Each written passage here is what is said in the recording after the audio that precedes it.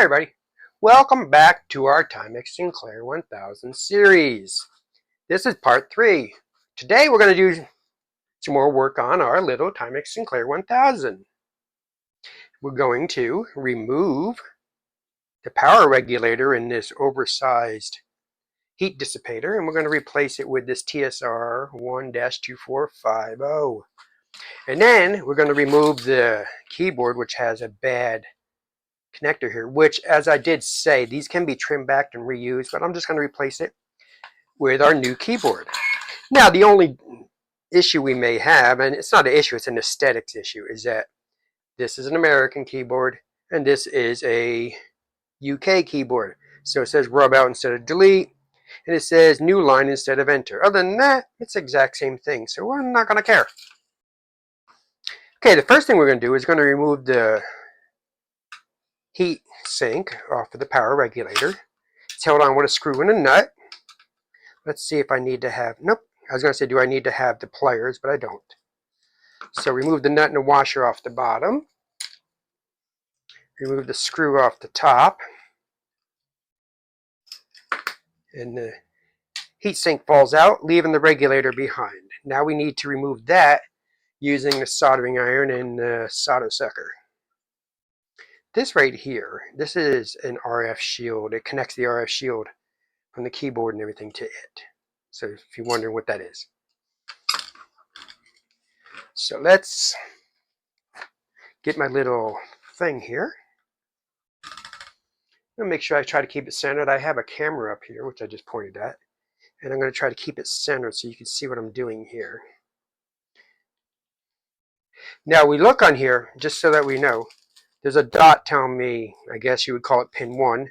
And pin 1 is over on this side here. So I know that I have to install this. So pin 1 is over here. Now let's see if we can remove this solder relatively easily. Take off my glasses so I can see. We'll put some solder right here just to thicken it up. The more solder you have on there, the easier it is to remove it. Go figure.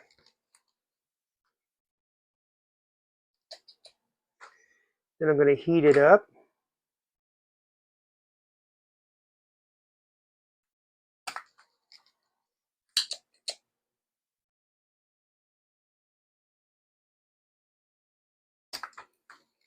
I have an issue with this. It's stopping it from getting a good press on this. So let's try this again. What I need to do is I need to press down hard to try to get a seal so that when I do suck it up, it pulls the solder up.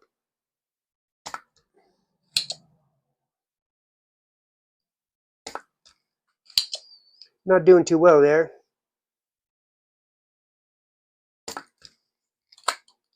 A little better.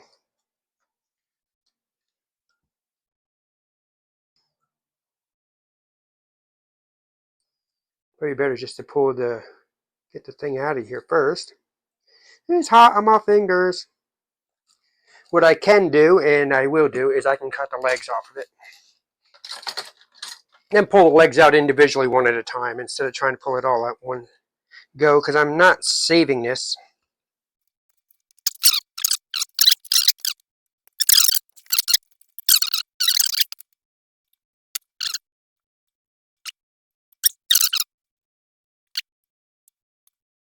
Great. All right, now those are removed. Now what I'm going to do is, let's see.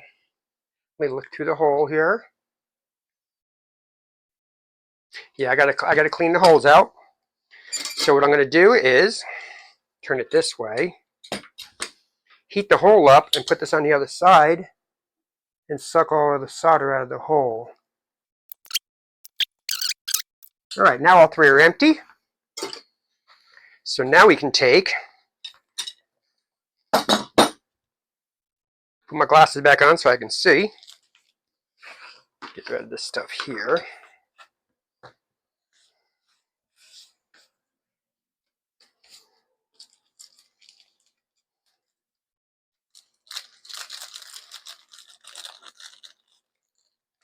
If you're curious about my setup I'm using here, because I've always been curious how other people did it. Is I'm filming myself with an iPhone. That's my main one, my main camera. And then I'm also using AirPlay to broadcast it onto a TV behind it so I can look at the TV so I can see exactly what's going on. Then over here on my right-hand side, I have my Windows 10 machine, which is hooked up to the camera up there, which is facing down. So I can get my bent looking down. And that camera is just my webcam. The same webcam I use everywhere else. All right, so now we're going to put this in here. Spread them out a little. This little holes are slightly bigger. See, if you look right there, that's where they go. And we're just going to put this in the same spot these came out of. Like so. Bend the legs a little so it holds it in place. And now I'm just going to solder them, and then the regulator is done. Okay, the regulator is now in place and done. I'm all done with soldering everything now.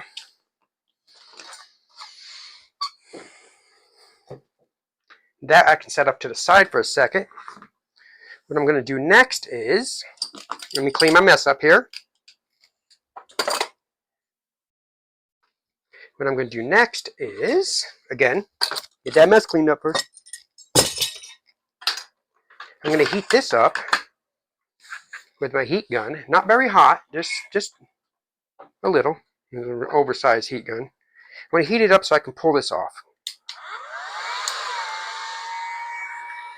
It's about the same temperature I use for shrink wrapping.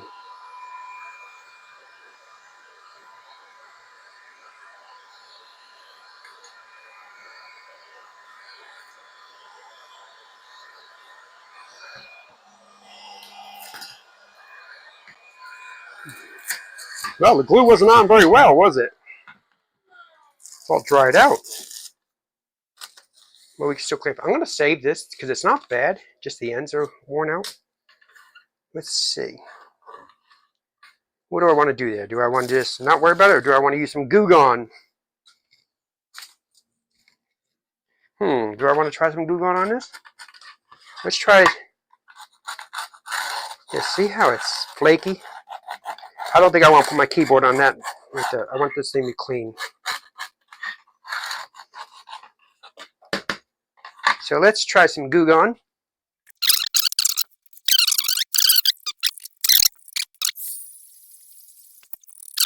All right, let's try the other way. Let's try cleaning it, which takes some rubbing alcohol, isopropyl alcohol, and let's see how that works.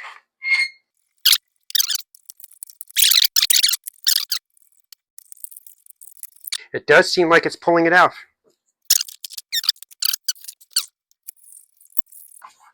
I do hope this isn't going to discolor the case. I don't think it will. I will find out, won't I? Yeah, that works a lot better. All right. Okay, so now we're down to metal. So let's just do it again. One last shot. Not down to metal, down to plastic, I should say. There is no metal on this except for the heat sink and the solder.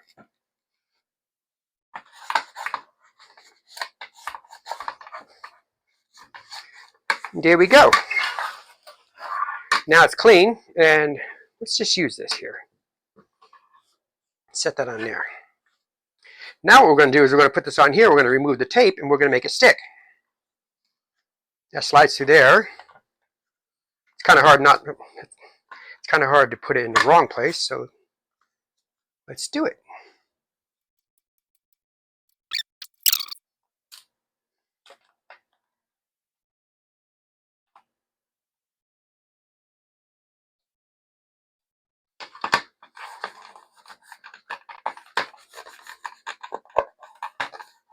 There we go.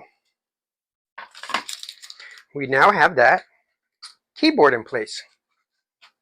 And now I'm going to take a little bit of Windex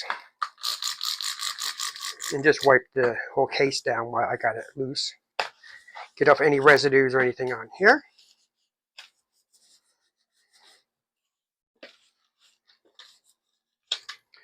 And I'm going to do the same with the bottom.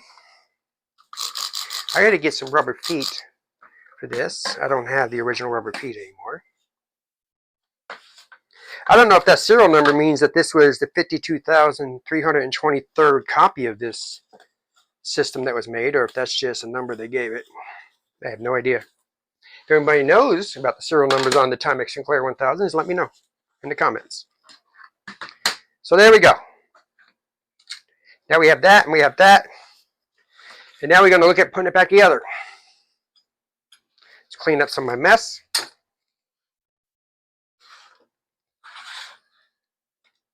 Okay.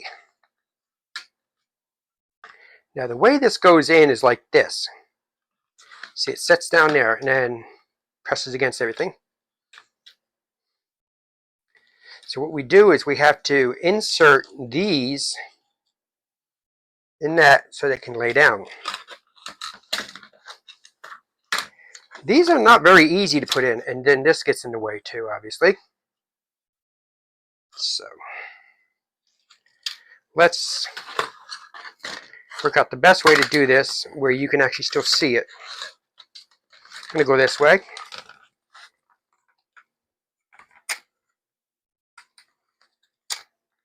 These are in 2 layers, so I'm going to put the closest layer first, which is the 5-pin.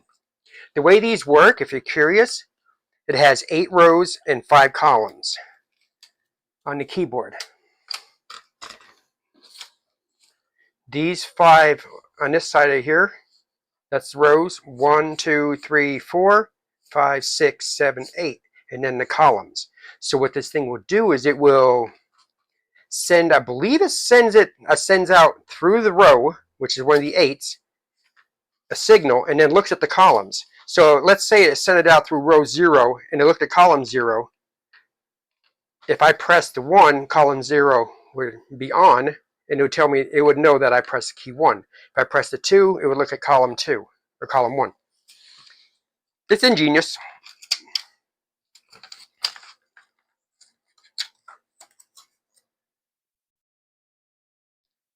Now when you put these in, you don't want to shove them so that you bend it. You want to rock them side to side as they go in.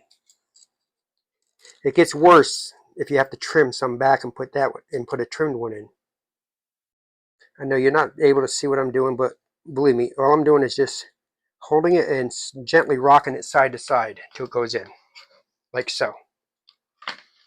Now, this mounts back on here. And we'll bend that down so it makes contact. Now we have to remember which screws, those 2 right there, and this one, and this one. No, this one. What I'm trying to do is I'm trying to avoid the screw. It looks like these 2 right here are the screws that hold in. I don't want to screw in screws that the case has to go through the holes.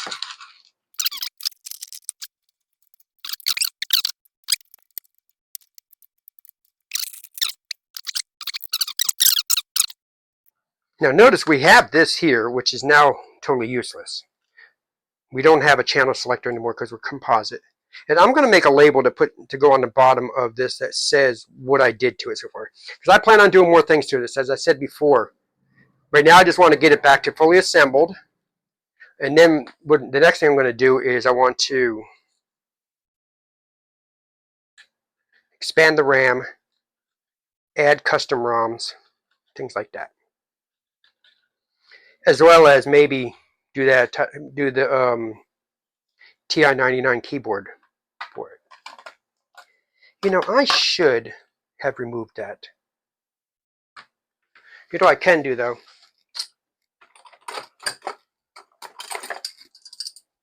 The problem I have is I don't like the fact that sticks through here. But now it don't. Now it don't stick through there. So it's not in my way no more.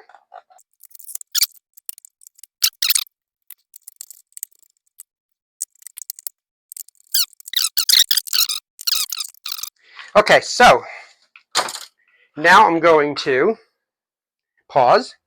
I'm going to hook this up to the system over here, or to the TV, and we're going to see how it looks. Okay, and as you can see, came out very good. Let's check the keyboard.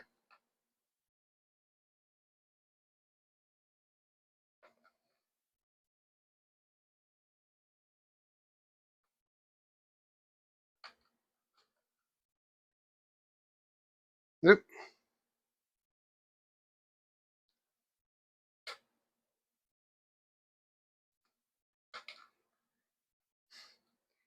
It is not very easy to type on these things. You have absolutely zero feedback as to whether what you're typing is working or not.